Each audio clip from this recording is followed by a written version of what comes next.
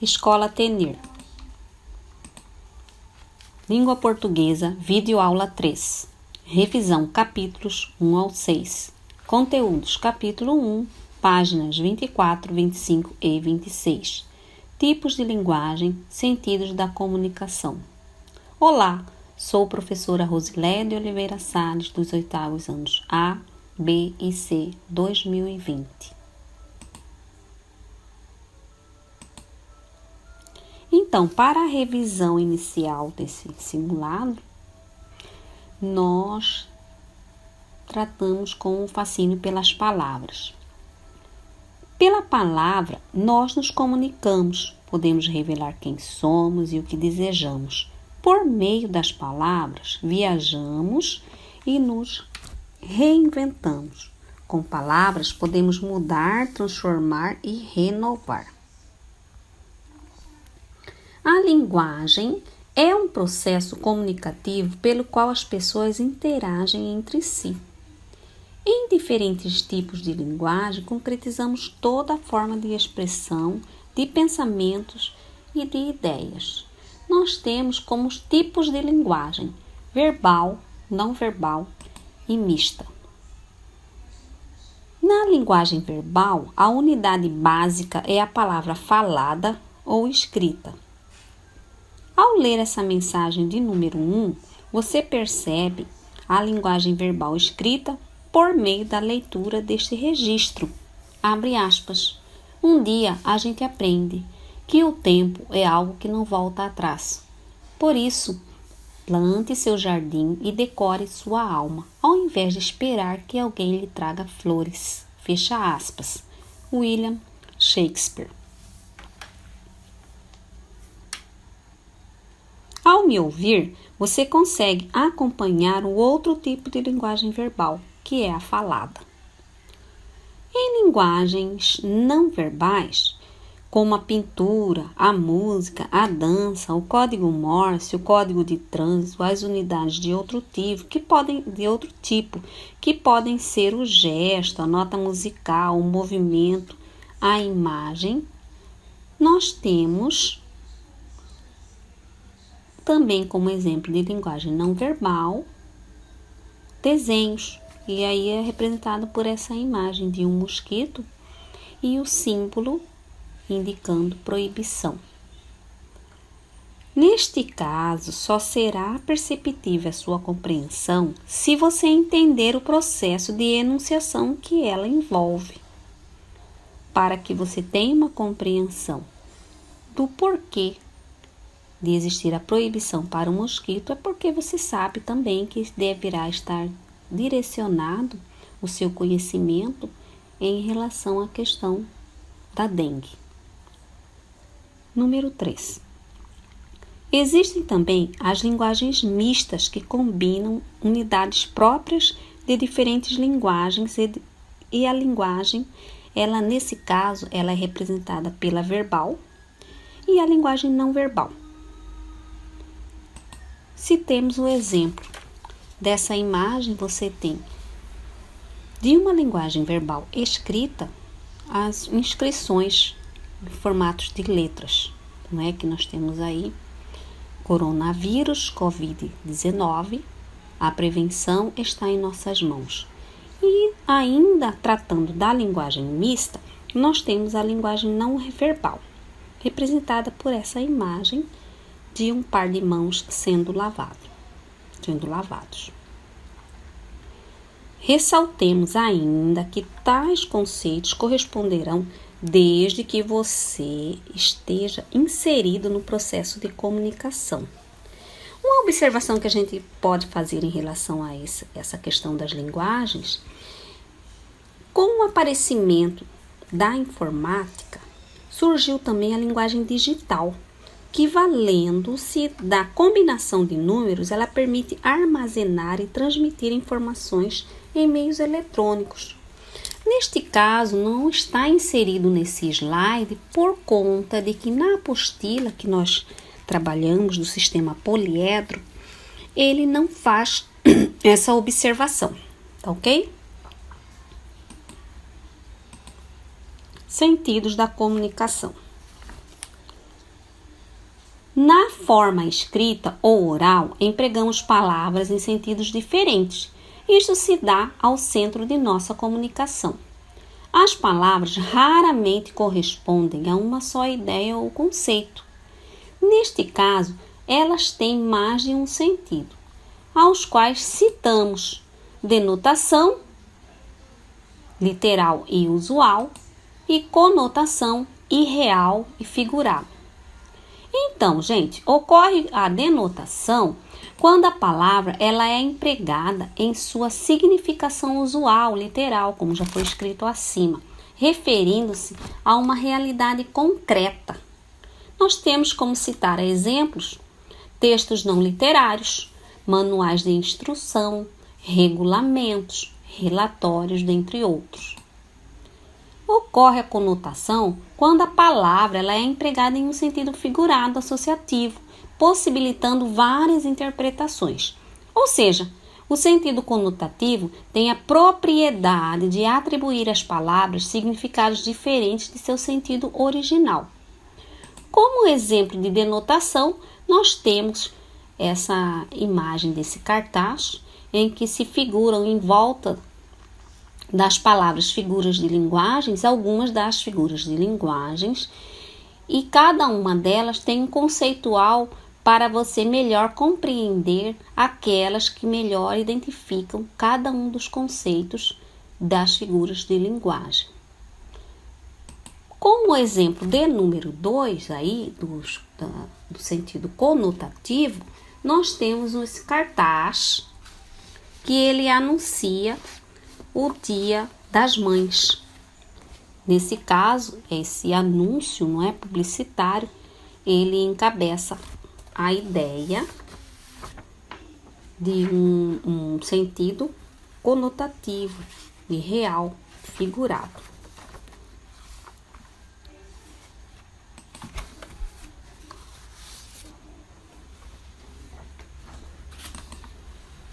Palavras despertam sentidos. Capítulo 2, páginas 47 e 48. Figuras de linguagem. 1. Figuras de palavras. Nós temos aí 6 exemplos. 1. Comparação. 2. Metáfora. 3. Catacrese. 4. Perífrase ou antonomásia. 5. Sinestesia. 6. Metonímia. Na imagem de número 1, ocorre a comparação.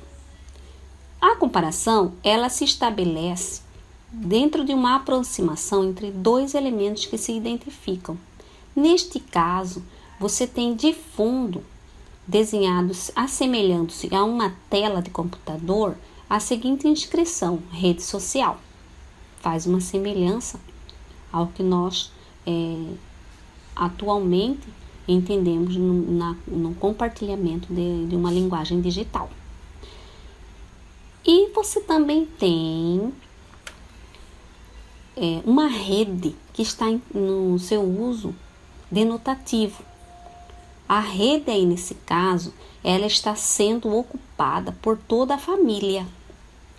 Essa referência denotativa faz uma denotação, não é? Essa referência denotativa a todos. Seria o social, a todas as pessoas envolvidas na família dessa pessoa que está falando, né? Que ela fala, no caso, ela fala algo dentro, da gente especificado aí, dentro de um balão de fala. Nesse caso aí, você tem uma ideia ligada por nexo comparativo explícito. O que a gente pode utilizar como lembrança é o como tal qual, assim como, que nem, não é? A rede social da família, que nem, tal como, ou assim como, a rede social, no caso, que é compartilhada, como eu já disse anteriormente, na linguagem digital. Para a imagem de número 2, ocorre a metáfora, que consiste em empregar um termo com significado diferente do habitual, com base numa relação de similaridade entre o sentido próprio e o sentido figurado. Nesse exemplo aí, nós entendemos por orelhas dos livros. As orelhas dos livros, elas são continuidades das capas. Nelas você encontra elementos do livro, como curtas biografias do autor, sinopse ou extratos do livro. Você pode se identificar ou não com a obra. Você consegue decidir se irá lê-la ou não.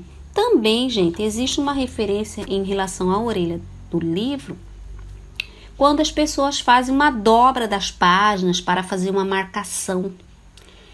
E ainda quando a pessoa, por muito uso, ela deixa dobrar nas pontas do livro. Também ela recebe esse sentido conotativo de orelha do livro.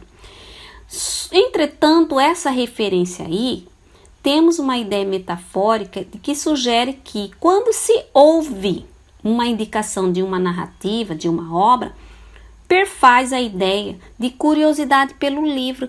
Por isso que existe aí a inscrição orelha do livro e desenhado um lado de um par de orelhas. É a referência metafórica, semelhante à orelha do livro, como é assim compreendida. Na imagem 3 ocorre catacrese, quando por falta de um termo específico para designar um conceito, torna-se um outro por empréstimo. Aqui há uma clara observação do exemplo citado. Nós temos o desenho de alhos, não é? E as pessoas dão um nome de dente de alho. É um exemplo de catacrese. Na imagem de número 4, nós temos uma expressão que designa um ser por meio de alguma de suas características ou atributos. Leamos cada exemplo. Rainha do lar, referência à mãe. O rei da selva, referência ao leão. A cidade maravilhosa, referência ao Rio de Janeiro. A terra de Camões, referência a Portugal.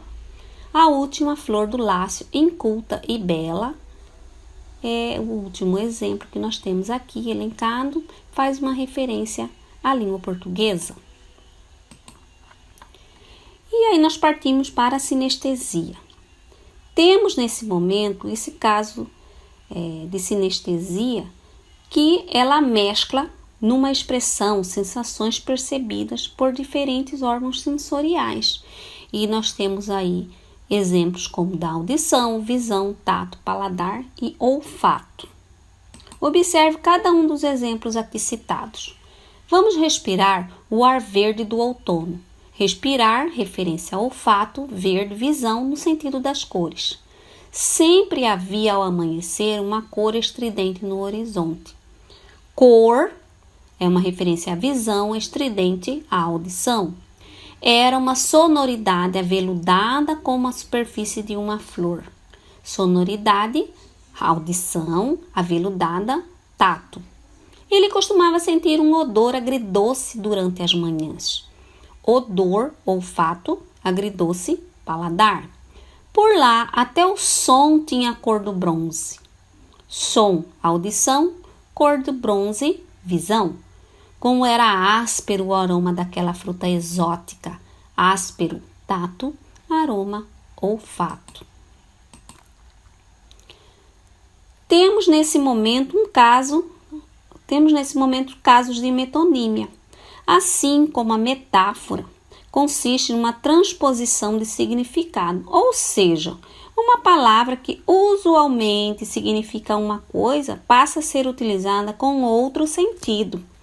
Decorre do emprego de um nome por outro em virtude de haver entre eles algum relacionamento. A metonímia ocorre quando se emprega. Exemplos. O autor pela obra. Um Van Gogh vale uma fortuna. Aí uma referência ao quadro de Van Gogh. Bebeu uma taça de vinho. Nós temos um exemplo de continente pelo conteúdo. Lógico, né? A taça aí é uma referência ao vinho no interior da taça. Temos a marca pelo produto. Preciso urgentemente de um Presto Barba. Presto Barba é uma referência ao aparelho de barbear. Ainda que Ângela não fosse nenhuma Vênus, sua simpatia era contagiante. Nós temos o indivíduo por seus por seus atributos. Vênus, que representa a beleza, ela é considerada na mitologia romana a deusa da beleza. Nós temos também, finalizando esse slide, o concreto pelo abstrato. Albert sempre teve uma cabeça brilhante. Cabeça faz uma referência à inteligência. Nós temos muito mais exemplos de metonímia, mas para o momento nós acrescentamos esses 5 exemplos. Palavras têm personalidade. Capítulo 3, páginas 72 e 73. Figuras de linguagem. 2. Figuras de sonoridade. As figuras de som ou figuras sonoras são aquelas que se utilizam de efeitos da linguagem para reproduzir os sons presentes nos seres.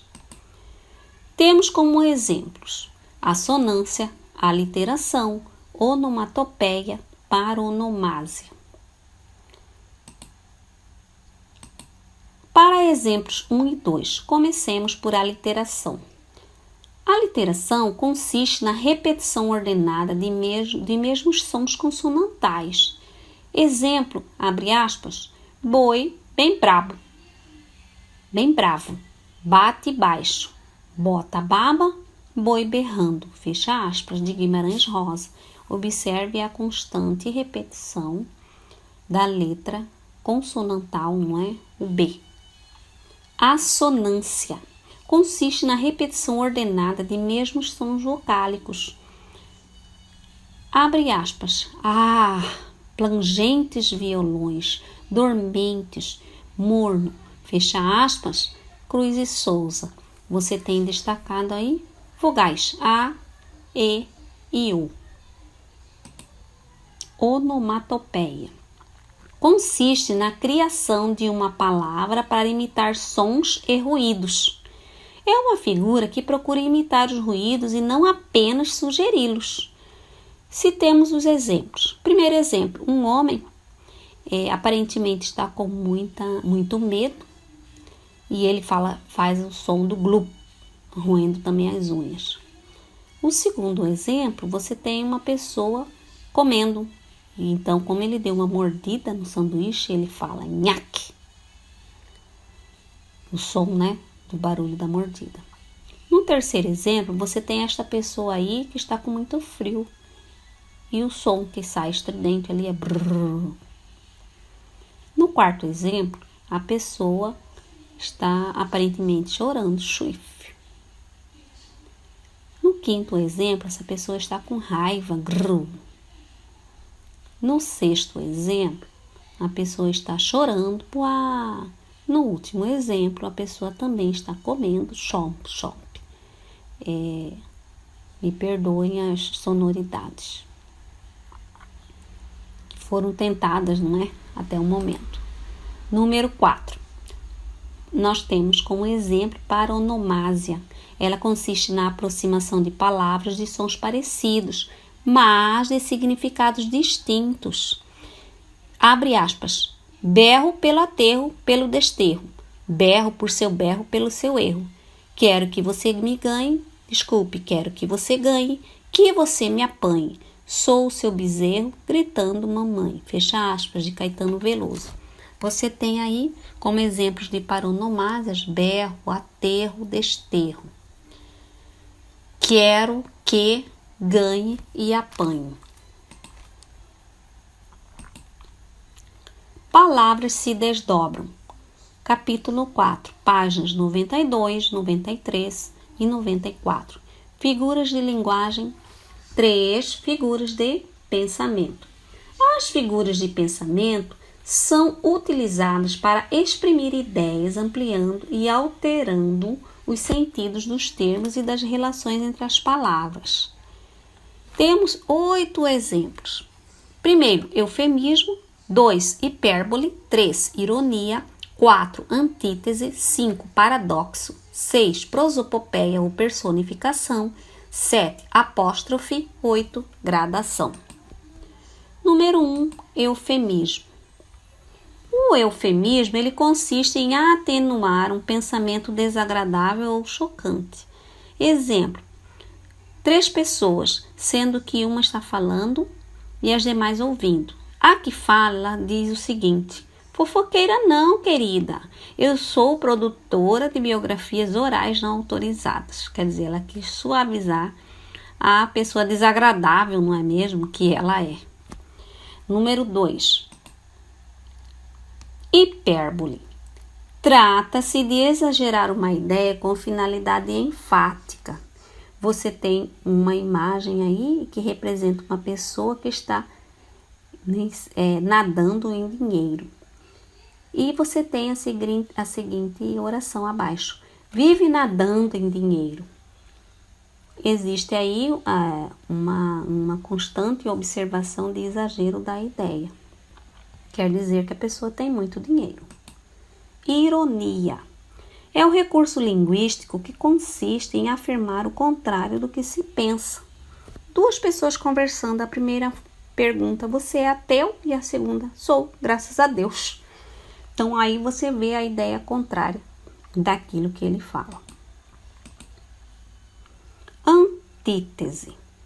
É o emprego de palavras ou expressões de significados opostos. No caso dessa imagem, você tem a ideia contrária do significado em atingir o oponente com uma bala, na função de matar. Aqui você vê uma flor na condição de vida, de dar ao seu oponente o que você tem de melhor. Essa flor aí, ela foi colocada, não é, com a intenção de estar saindo do cano desta arma. Número 5. Paradoxo.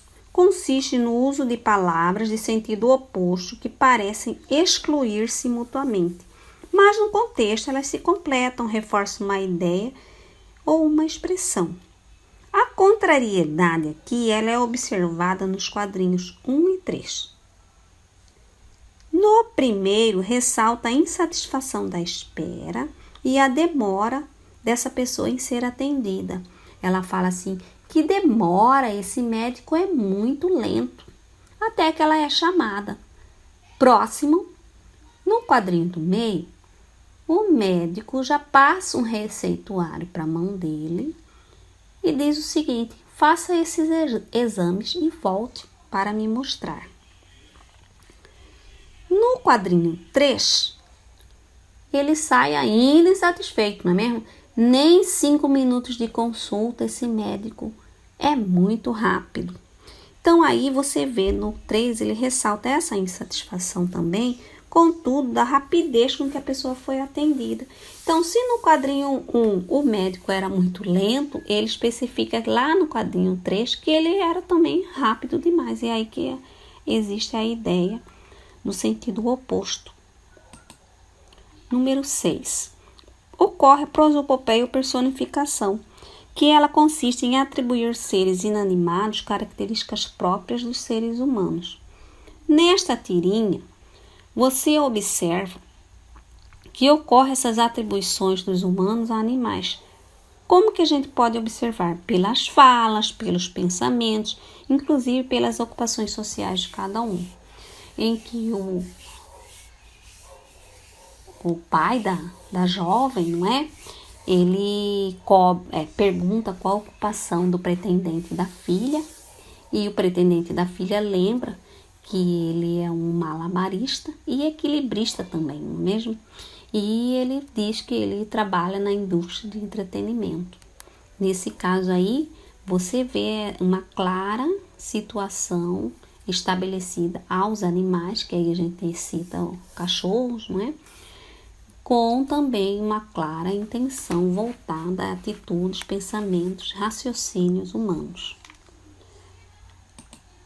Apóstrofe.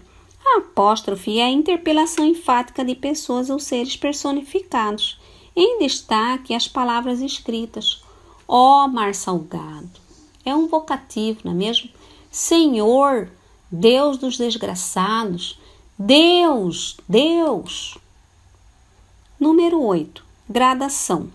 É uma sequência de palavras que intensificam uma ideia. Os termos destacados na imagem que estão na cor vermelha.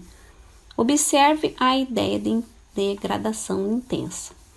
Penso no que faço, no que fiz e no que vou fazer. Organização de uma oração. Alteração de ordem para dar mais expressividade. Capítulo 5, páginas 115, 116 e página 117. Figuras de linguagem. 4. Figuras de sintaxe ou de construção. Essas figuras de construção ou figuras de sintaxe são desvios que são evidenciados na construção normal do período. Elas ocorrem na concordância, na ordem e na construção dos termos da oração. Temos como exemplos aí elipse, zeugma, assíndeto, polissíndeto, anáfora, anacoluto, hipérbato, silepse, de gênero, de número e de pessoa.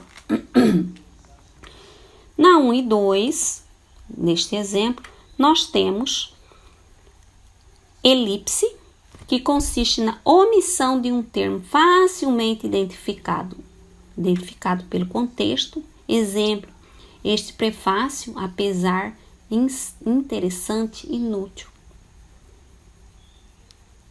Aí você vê que existe a ausência de um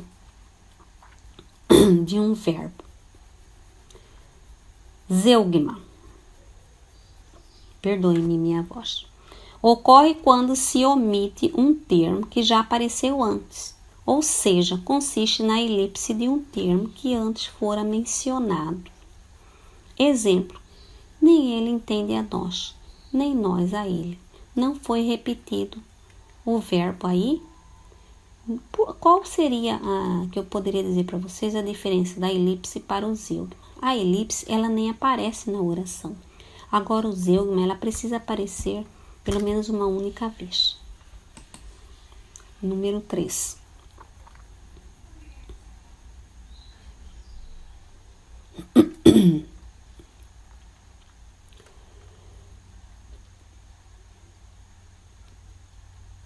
Assíndeto. Desculpem. É a supressão de um conectivo entre os elementos coordenados. Exemplo.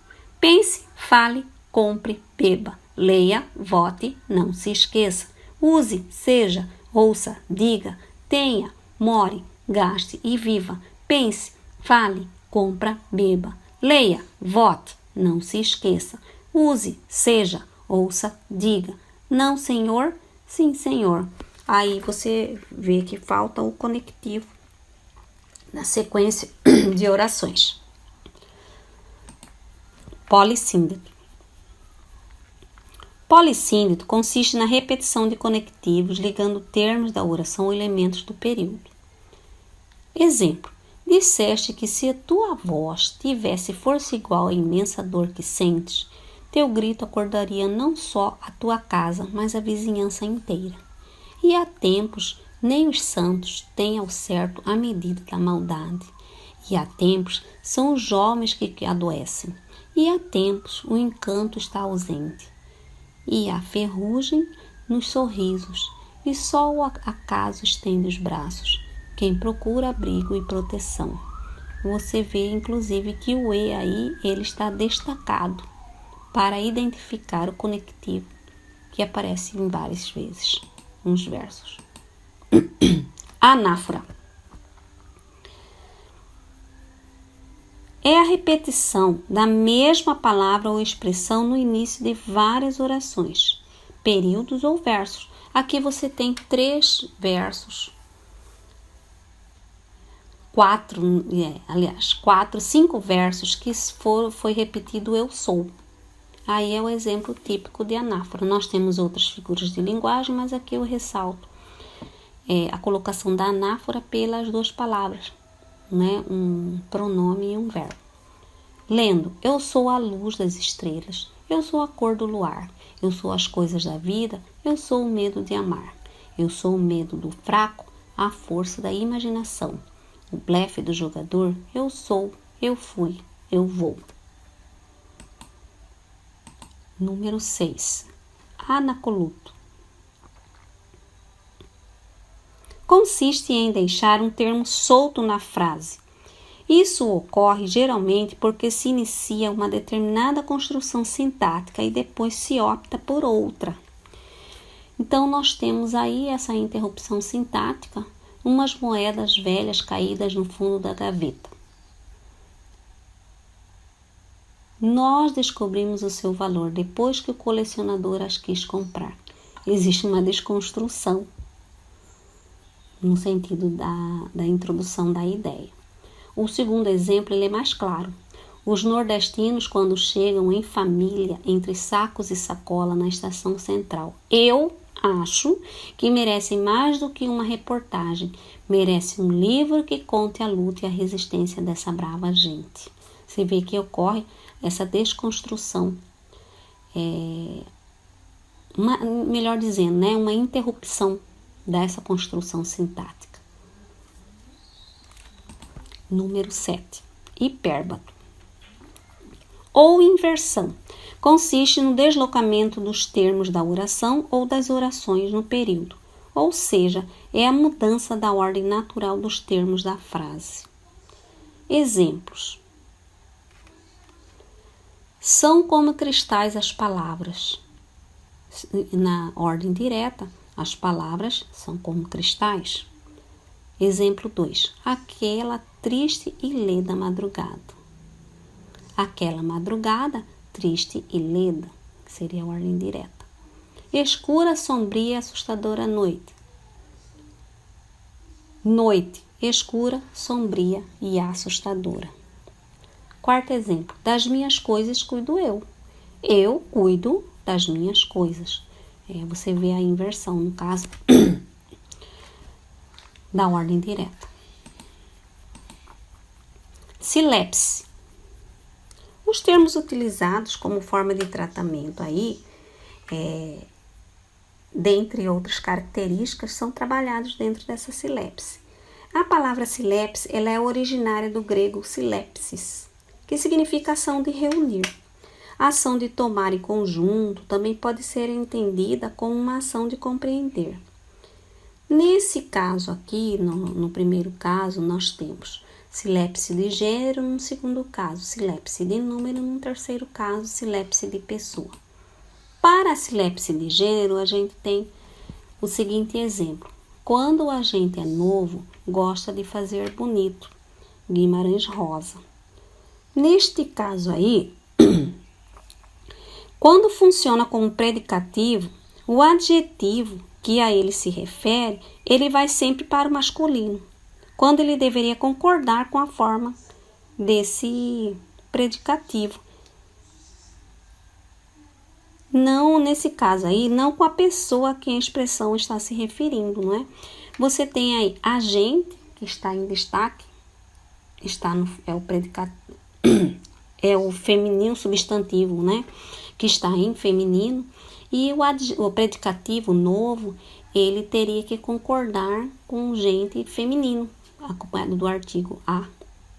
Então, nesse caso, ele teria que ser transcrito o predicativo como nova para fazer a concordância. Como não houve essa concordância, a gente usa um dos exemplos de silepse de gênero.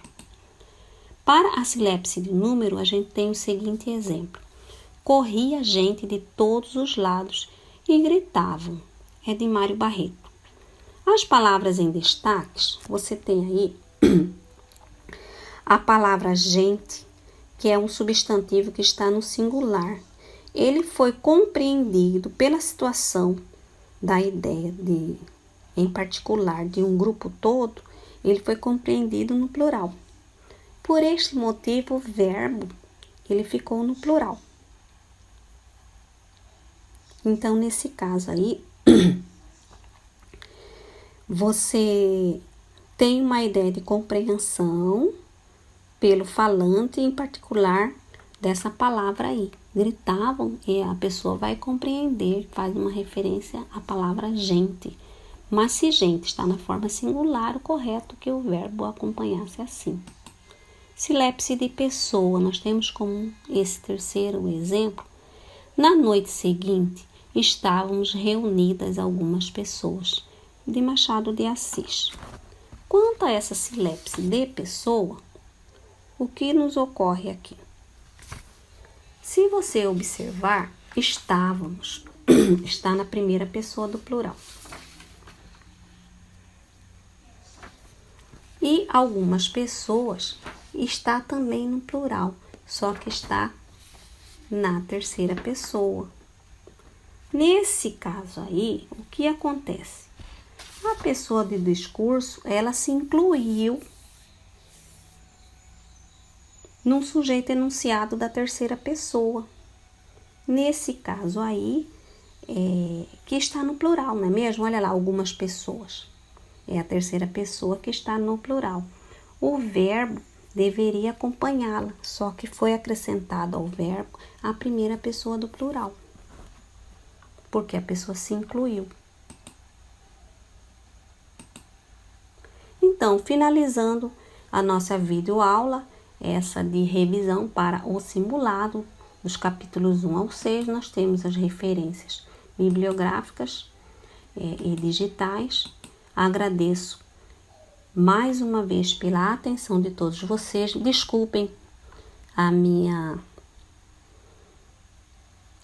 fala, que algumas vezes falhou, mas foi por questão mesmo de não, a garganta não tá ajudando muito, né? Então, eu agradeço a vocês, agradeço ao Kelvin de Oliveira Salles Barros, que me ajudou para mais essa composição desses slides. Bons estudos e até a nossa próxima videoaula.